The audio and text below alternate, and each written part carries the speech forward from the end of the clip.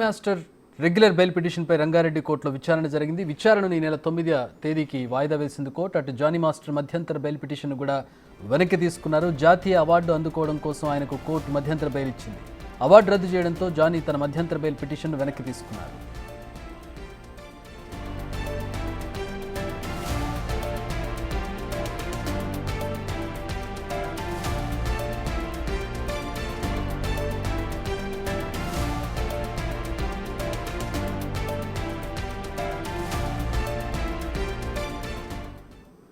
Right, Johnny మధ్యంతర bail వెనక్కి తీసుకున్నారు. దానికి సంబంధించి మరిన్ని వివరాలు మా ప్రతినిధి సురేష్ అందిస్తారు.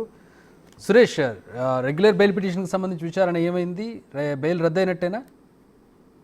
రెగ్యులర్ బెయిల్ పిటిషన్ కి సంబంధించి ఈ రోజు జానీ మాస్టర్ కి సంబంధించి రెగ్యులర్ బెయిల్ విచారణ జరగనుంది. కానీ అయితే ఈ రోజు మెజిస్ట్రేట్ సెలవులో ఉండడంతో ఆ బెయిల్ పిటిషన్ ను ఈ నెల 9కి వాయిదా వేయడం జరిగింది. ఆయనకి ఈ నెల 6 నుంచి 10 వరకు మధ్యంతర బెయిల్ మంజూరు చేస్తూ కోర్టు ఉత్తర్వులు వేయడం జరిగింది. అయితే ఆ నేషనల్ అవార్డుకు సంబంధించి అవార్డు క్యాన్సిల్ కావడంతో పోలీసులు కూడా నార్సింగ్ పోలీసులు జానీ మాస్టర్ బెయిల్ రద్దు చేయాలని పిటిషన్ వేశారు.